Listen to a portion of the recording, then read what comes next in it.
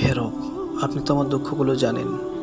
আমার দুঃসময়গুলোতে আপনি তো আমাকে আগলে রেখেছেন, আমার মন খারাপের সঙ্গী হয়েছেন। আমার কাছের মানুষজন আমাকে পরিত্যাগ করলেও আপনি তো কখনোই আমাকে ছেড়ে যাননি। আমার রব, আমার মনটা আজও ভীষণ খারাপ।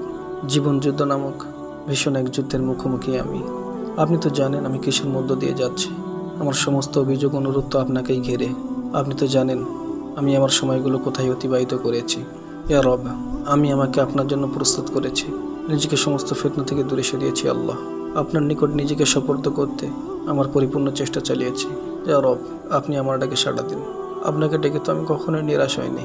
আপনি তো আমার একমাত্র অভিভাবক। আমি সমস্ত মানুষ থেকে বিমুখ হয়ে একমাত্র আপনাকে স্মরণ করছি। যেভাবে প্রথমবারে এক পদক্ষেপে আপনার দিকে সানন্দে বাড়িয়েছিলাম, হে রব, আমার জন্য সংগ্রাম কঠিন হয়ে পড়েছে। আপনি তো সহজতার মালিক। আপনি তো বলেছেন বিশ্বাসীদের অন্তরে প্রশান্তি অবতীর্ণ করবেন। আমি কি আপনার প্রতি ঈমান নিয়ে আসিনি এবং সে অনুযায়ী নিজের জন্য যথেষ্ট ভাবিনি? হে রব, এই দুঃসহ মুহূর্তে আমাকে আগলে রাখুন। আরও একটিবার আমাকে আপনার সন্নিকটে নিয়ে আসুন। আমার বিশ্বাস তো বড়ই দুর্বল। আমাকে এমন পরীক্ষায় ফেলুন যাতে আপনার দিকে আরও দৌড়ে যেতে পারি, কিন্তু এমন পরীক্ষা নেবেন না যাতে আমার বিশ্বাস আরও দুর্বল হয়ে পড়ে। আমাকে ধৈর্য ধারণ করার শক্তি দিন আল্লাহ। আপনার দর্শন অবধি এই মানসিক যন্ত্রণাগুলোকে আমার জন্য প্রেরণার উৎস বানিয়ে দিন।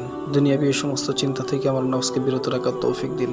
আমার রুহকে জীবিত করুন আল্লাহ, এবং আমাকে প্রশান্ত আত্মার মর্যাদা প্রদান করুন।